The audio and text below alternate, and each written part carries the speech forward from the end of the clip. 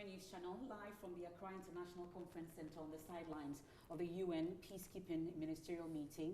I have the rare opportunity to interact with the U.S. representative to the UN, Ambassador Linda Thomas-Greenfield. Thank you so much for joining us here on the Joy News Channel. We're indeed grateful. Good, thank you so much. I'm delighted to be here with you. Ghana treated you so far? So far, so good. Ghana's hospitality has been amazing. Ghana's preparation for this event has been extraordinary. The attendance has been huge. So it's been a great experience, and having Ghana be the host of the Peacekeeping Summit, I think is a real coup for Ghana. Well, that said, I would like us to take a look at Ghana's security situation. It's a crucial time, especially when we are going into an election year.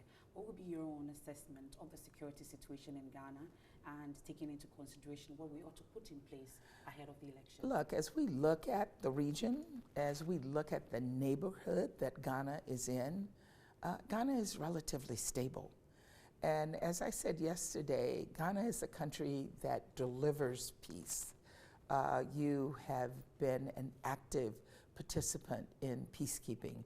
I visited a training center yesterday for training police who are going out to the field. Ghana has been a very successful member of the Security Council for the past 2 years, and really worked hard on issues of peace and security across the region, but also around the world. So Ghana, I think, is in good stead as we move forward in the coming year. Well, but looking at the fact that Ghana sits in the middle of a recent spate of coup waves around us, amongst others, our contribution and what we can do to also fortify ourselves against such happenings around us. Well, certainly Ghana is aware of that. And I think as Ghana looks at its own security situation, it is working to partner with other countries in the region through ECOWAS. It is partnering with us and other donors to support their efforts to improve security here in Ghana, but also to take issues of security, peace and security to other places in the world. But our contribution, and some would say that we are not really immune to such happenings.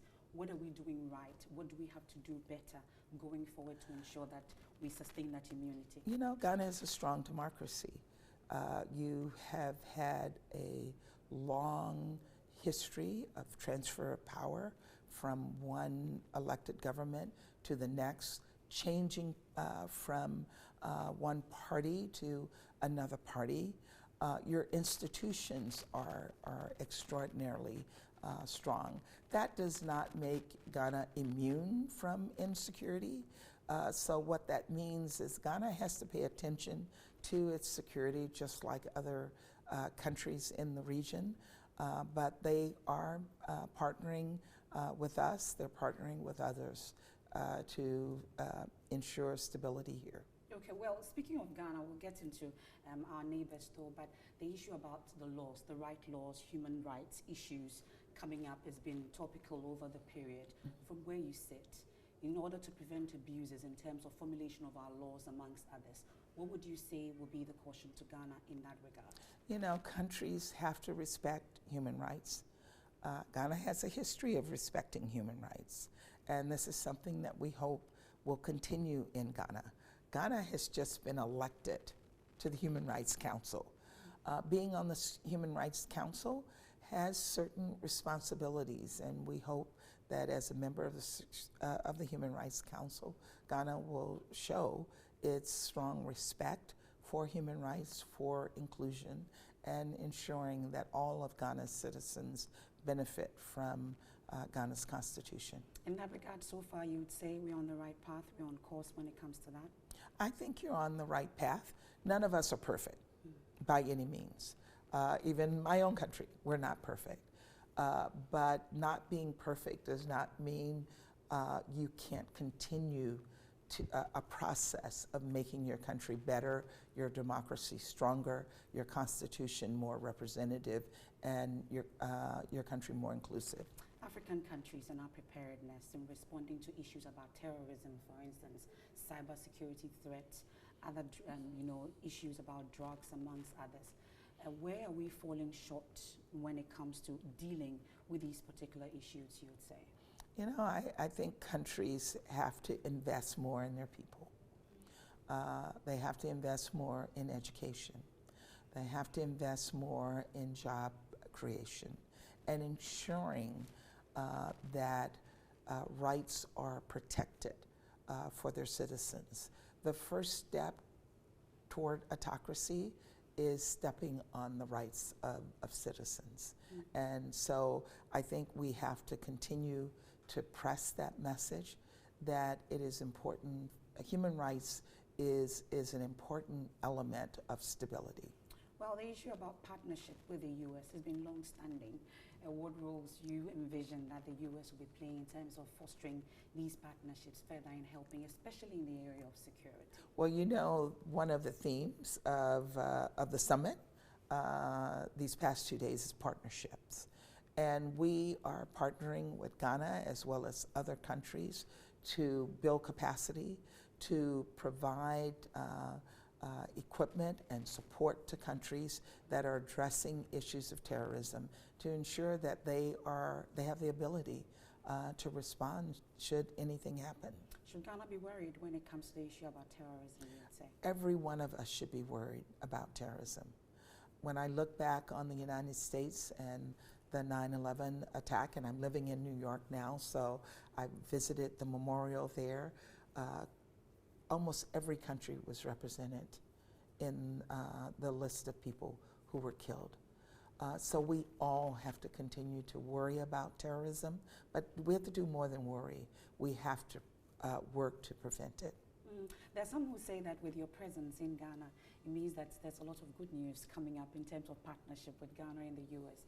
Any such good news in the offing very soon, you would say? You know, look, the vice president was here, so my presence is minor compared to having the vice president be in Ghana.